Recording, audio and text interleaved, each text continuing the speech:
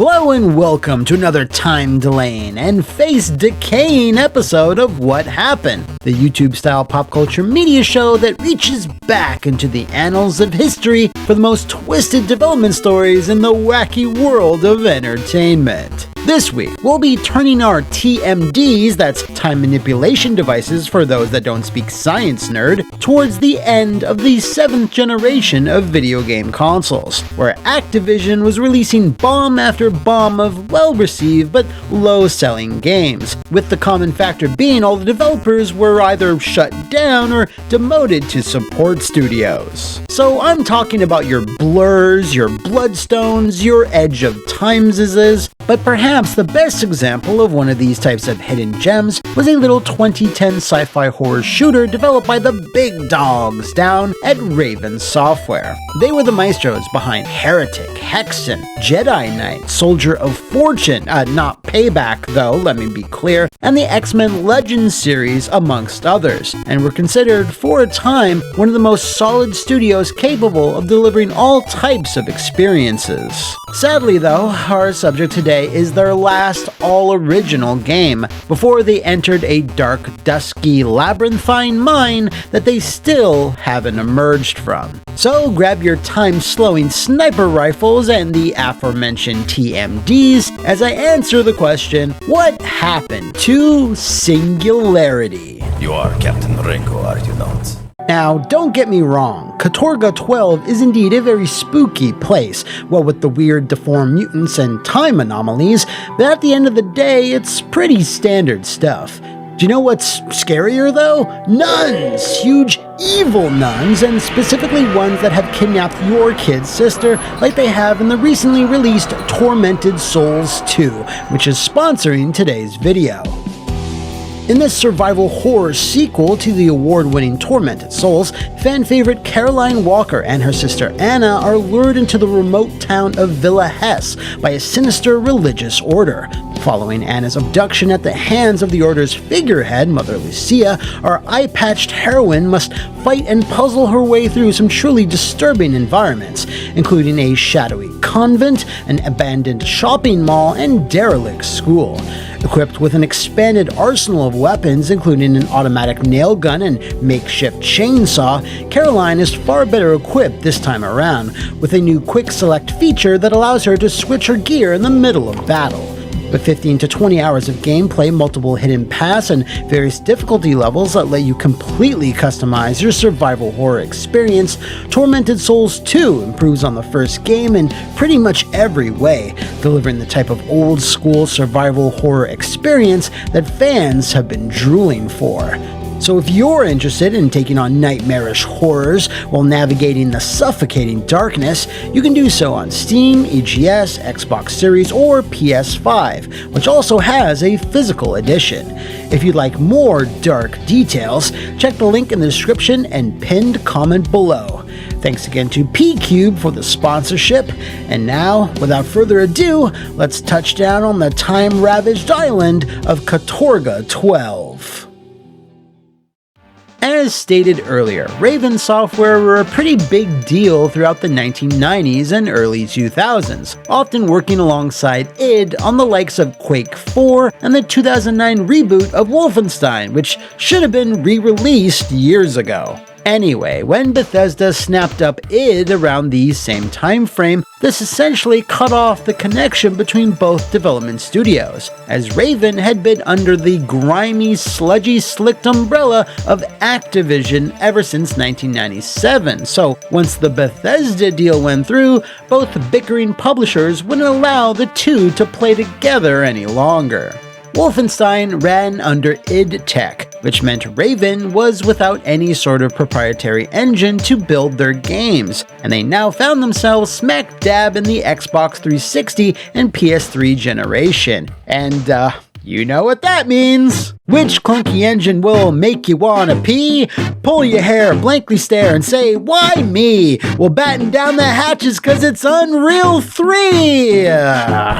Yeah, I think Epic's promise-making but project-breaking bit of tech is responsible for the most disasters in what happened history, at least in terms of technical problems and headache-inducing bottlenecks. We'll get there in a sec, but Raven's workforce was often split between two projects at the same time. In the mid-2000s, these amounted to Marvel-focused action RPGs and first-person shooters. So when the first Ultimate Alliance was completed, that team moved on to a Wolverine solo game, which was going to be its own unique thing before, coincidentally, the movie license got into the mix, which made the final boss fight way worse. Now, while that was happening, a smaller team thought that since the id partnership was coming to an end, they should pitch for an all-new property to Activision, as the id franchises wouldn't be available for much longer.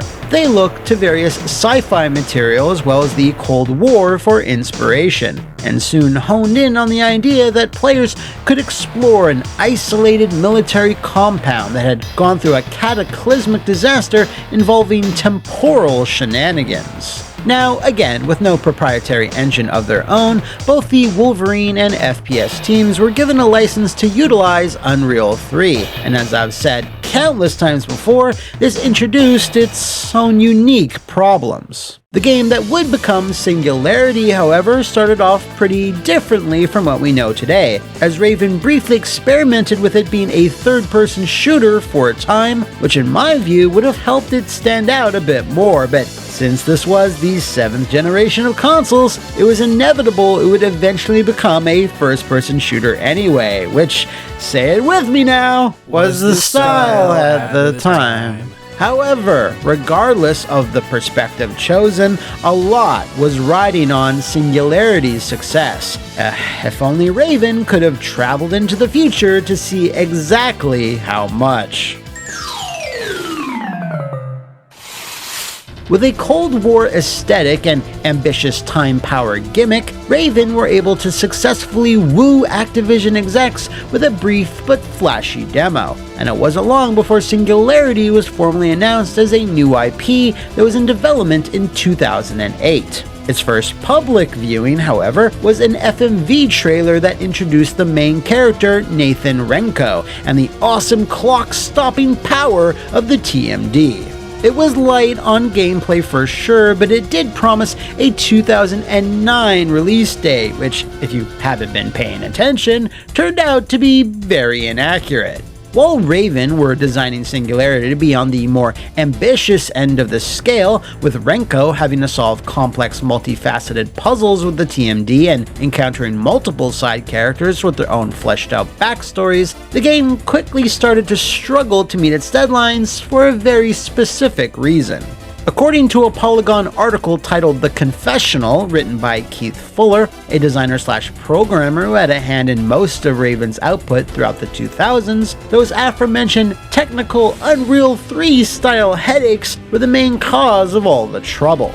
This then boded quite poorly when Activision producers then stopped by for an evaluation of the game after it had missed an important milestone. And since things still weren't running smoothly, many people on staff were nervous about the visit. In the Polygon article, Keith summed up exactly why.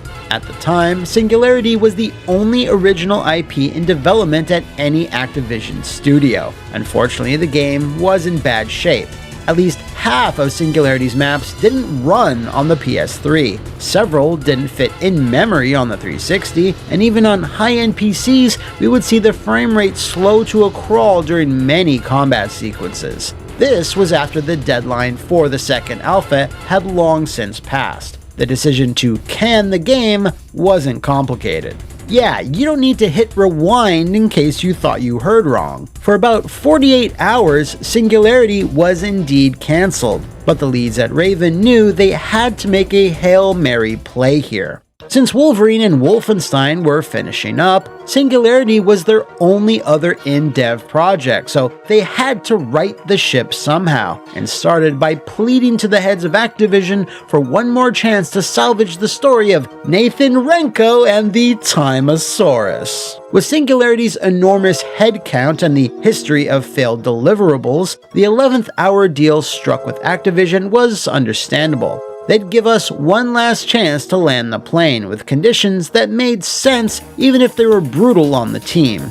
Complete control of the project was handed to the Marvel team, and there was a hard deadline of 10 months. That's not 10 months to finish the game, that's 10 months to ship the game. Accounting for final processes such as certification, fabrication, and distribution, we really only had about 7 months to do the actual work. This meant that many of the more elaborate gameplay sequences they were planning and in the middle of implementing had to then be simplified or stripped out altogether. This included, but was not limited to, important side characters and cutscenes being scrapped or replaced with audio logs, which the game already had, but this upped the number significantly, as well as having to reduce the usefulness and complexity of the game's main selling point, the TMD. When you think about the sheer power and possibilities afforded by something that can control time, the final version of the device wound up doing 3 different things: restoring collapsed ladders or stairwells, returning destroyed ammo boxes back to their usable state,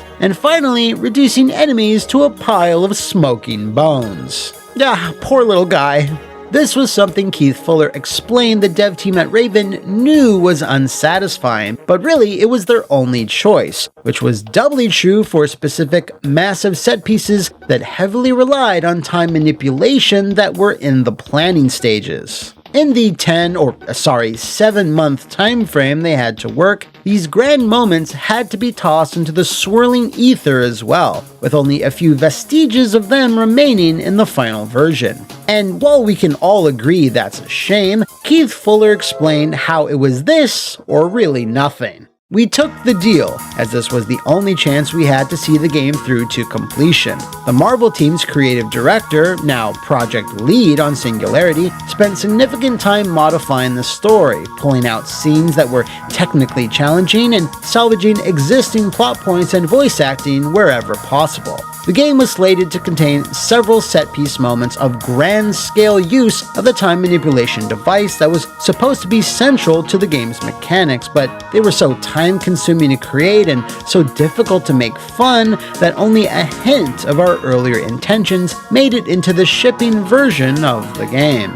And then, of course, was the multiplayer. And yes, Singularity did have multiplayer. Obviously, with Call of Duty becoming a massive worldwide phenomenon, thanks mostly to its online component, Singularity had to have it too, even though the story didn't really facilitate one. Regardless, Keith Fuller credited the MP team. Yeah, they didn't have enough time or resources to make anything approaching Call of Duty or Halo's complexity, but they were able to drum up a novel class-based affair. But things were going amok elsewhere, because while Singularity was coming together in a scattershot and much less ambitious form, Activision, having already spent a good chunk of change hyping it up all throughout 2009, were in no mood to spend much more, especially when they had to announce that the game was going to see a massive delay.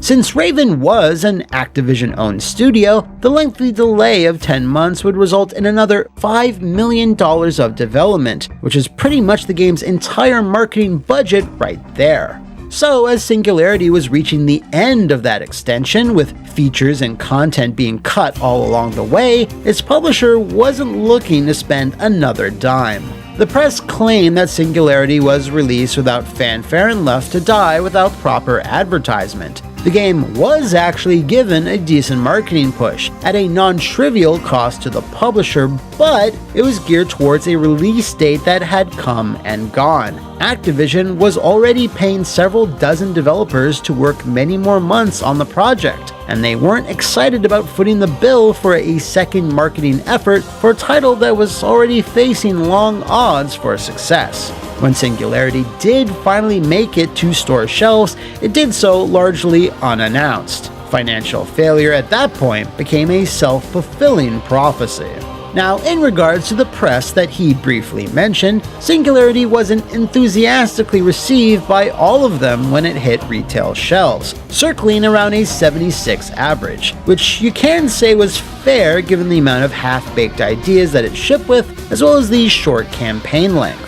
If you've never seen it to its end, during a big epic set piece which seemed to be setting up for something even grander, the game suddenly ends just as things seemed like they were starting to heat up, which, you guessed it, was due to the team having to scale back everything to make that new release date. Review outlets did find plenty to admire though, such as the inventive and fun selection of time-altering weapons, the spooky Cold War aesthetic, and the horrifying creature designs that were born out of temperamental and morally dubious experiments. Despite the difficulties in developing it though, Keith Fuller still looks back on the project in a positive light. When the players recall the game fondly, and this happens with surprising regularity, they remember those moments of inspired play and the few mechanics that survive the initial vision.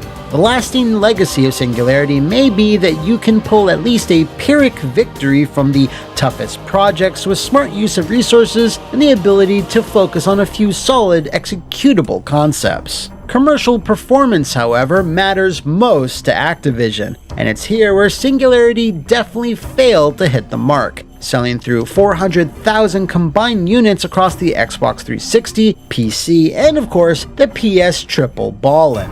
This number might have been great near the start of that generation, but this was almost 5 years in, and so Activision singled it out as a disappointment, which is never a good thing. This sluggish commercial performance, though, unfortunately ushered in sweeping changes to Raven that it's never fully recovered from, and that of course started with mass layoffs. And unlike some people, these didn't come with parachutes of a golden variety.